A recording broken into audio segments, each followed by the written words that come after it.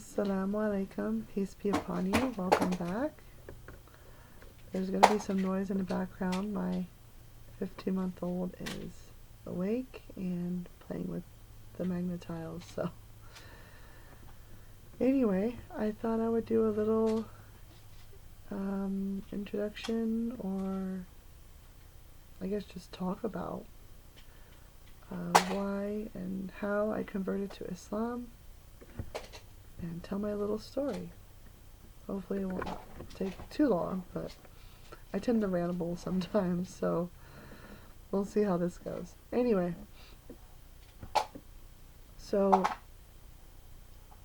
I converted back in 2008. So it has been, what, 15, 16 years? Yeah, it's been a while. So I wasn't born into Islam. Now, a little bit about my childhood. My grandmother brought me up, and she was a little here and there with religion. She dabbled in she became a Baptist, Methodist, Lutheran. She kind of went all through, I guess, tried to find the right church or something. And I was so young, it didn't really matter to me, honestly, Then I think I was around 8 or 9, maybe even 10. She found the Unitarian Universalist Church, and she stayed with them until she died. And she died in 2010. So growing up, I didn't really have any sort of religious background. Not really taught a certain way or anything. And then, around 2007, we took a trip. My grandma loved to travel, and so she brought me on a trip with her to Spain, Portugal, and we had one day in Morocco. And that's where I learned about Islam, really, was in Spain. We went to Spain and, visited and learned about the architecture, all the buildings, the Spanish history with Muslims there, and how Muslims brought prosperity, and the whole history, really. And to me, that was very interesting. I was only 17 at the time, but it was still quite intriguing. I was just awed by the history and the beauty and everything about Spain. And then while we were in Spain, we went to Morocco for a day. So we took the ferry over. I don't remember what city we were at, but we took a ferry over to Tangiers, Morocco. And we had a little tour of the city, of course. We did a little camel ride. That was my first camel ride. It was quite interesting. I wish I had it on video, because I didn't realize the camel was kneeling. And so when it stood up and started walking, I was like, oh my god, I'm going to be thrown off. But yeah, it was fun. And since I do have some vision, our tour guide, his name was Ali, and he was wearing all white, like the white thobe, the traditional Islamic/Arab garb, And I was like, what is all that white? Like, why are you wearing all white? And why, it kind of looks like a dress or like a robe to me, and so he explained a little bit about, he was Muslim and this is what he wears, and, it's just how it is. Okay, cool. So we have a tour of a rug, I won't say factory, it's like a rug store. And we were on the roof, so then we have to go down to get out, of course. And then, of course, they have a whole bunch of, wares and things to sell and all that stuff. And I have always been into music, and especially playing music. I played the drums, guitar, I played almost every instrument, I think. But my main thing was the drums. I love drums. I do really good rhythm, and all this stuff. So I found some little bongos and started talking to the guy about them. And our group was, preparing to leave. But, people were shopping, and I was talking to this guy and playing on the drums.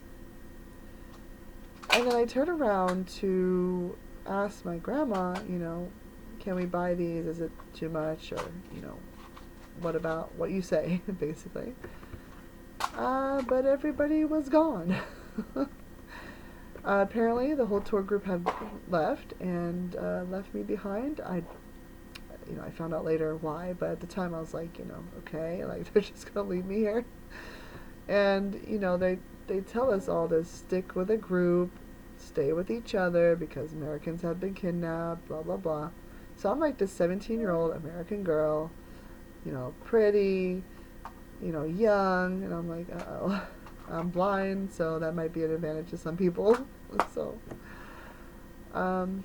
yeah, I was quite nervous. So I told the guy that I was talking to about the drum, I said, I'll have to come back because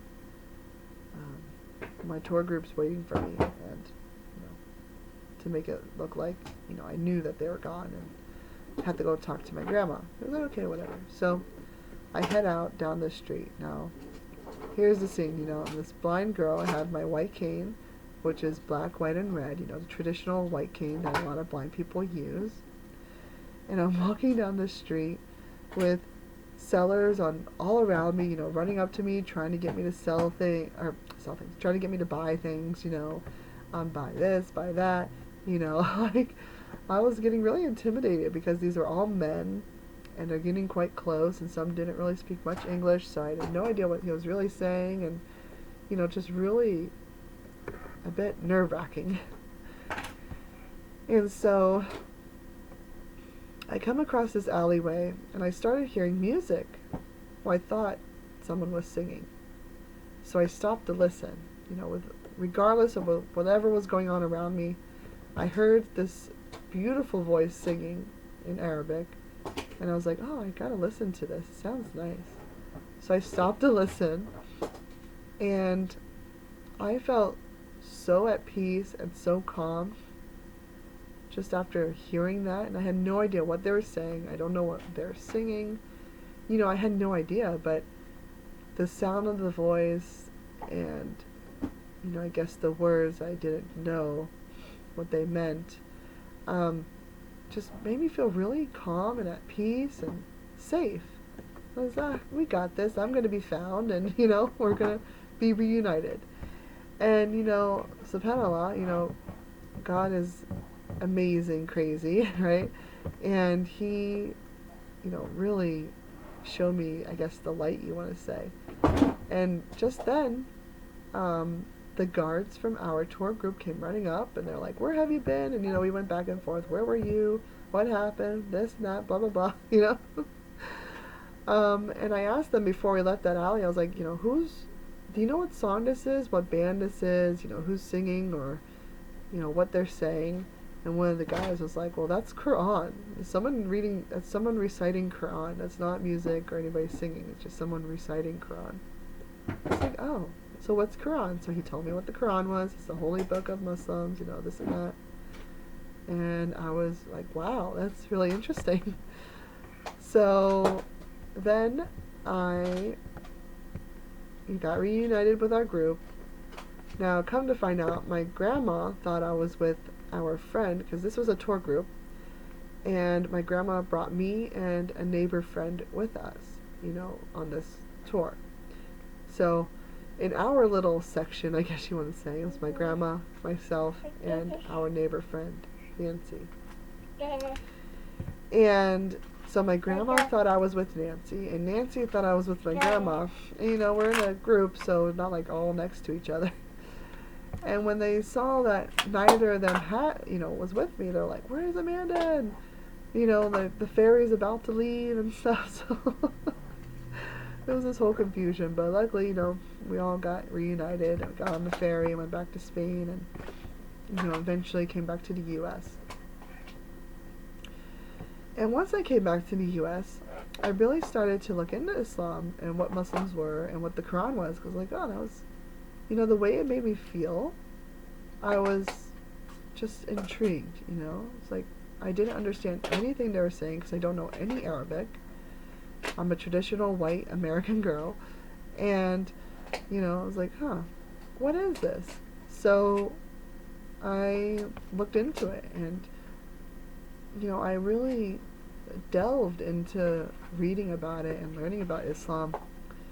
And the one things that were really interesting and nice to me is like all my questions were being answered, and answered with proof, where I could find it, what it means, this and that.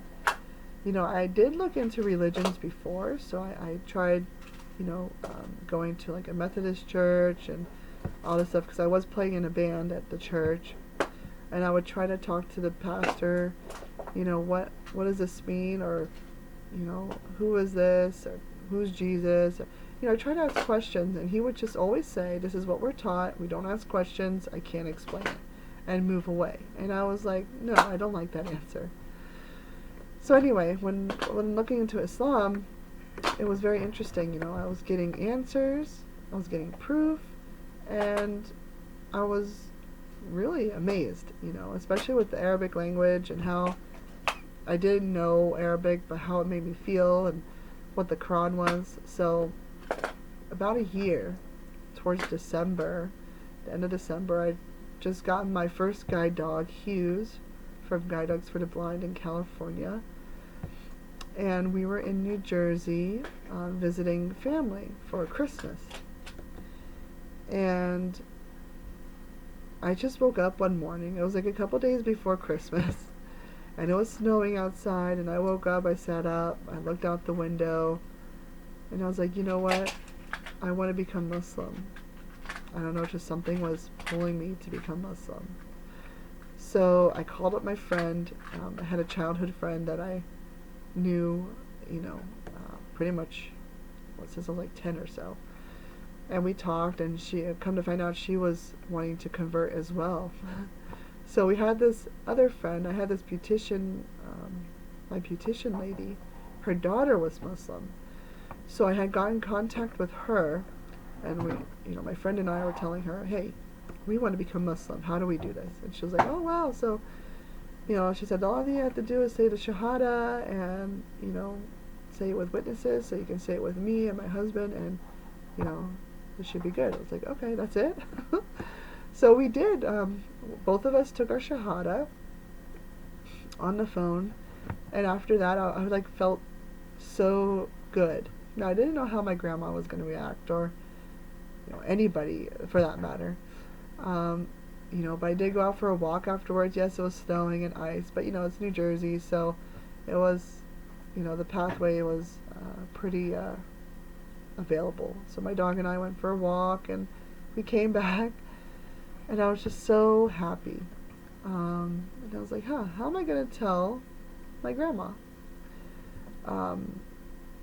When you're telling a loved one or someone close to you that, you made a huge life change, it can be a bit scary, a bit nerve-wracking, just a whole bunch of emotions, And so I wasn't sure how she was going to react. So I looked up, different articles and stuff, and then I started just asking her, like, what do you think about Muslims? Do you know anything about Islam? Do you know anything about Islam, Safa? She's standing here like, what? You talking to me? And my grandma was like, yeah, she doesn't know much about it. She heard the misconception that, women were mistreated and they're abused. And she said, if you become Muslim, I just worry that you're going to be abused and mistreated. And she didn't want that for me. She said, you're a strong woman.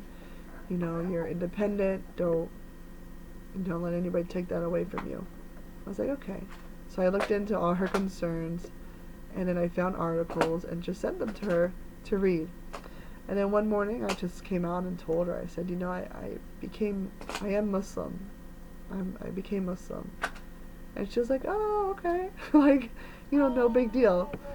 Then that January, when we were back in Florida, because we lived in Florida at the time, we were just visiting New Jersey, visiting family.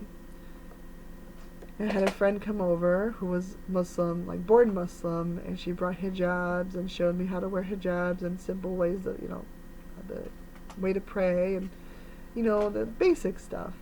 And that was great. My grandma loved her. She thought she was the most awesome lady in the world. Like, my grandma adored this lady. And this lady, her name was Suhair, and she was, she was like about, I guess at the time, like late 40s, early 50s. And, she seemed so young. And my grandma always commented how beautiful she is and what she was wearing. Like, she loved her clothes and her jewelry. My grandma adored this lady. And it was great, I got introduced to, the basics of Islam. And it just, went from there. And so that's how I learned and became Muslim, about Islam, and learned about Islam, became Muslim, and reverted, converted. I don't know what the right term is, and I just say them interchangeably because they both mean the same to me. People say revert because you were born Muslim originally, and then some people say convert because you converted from something to something else. But I don't know. Whatever the case, that's my story, my little story about Islam. So, how I became Muslim. Well, take care and hope you enjoyed. Talk soon. Assalamu alaikum.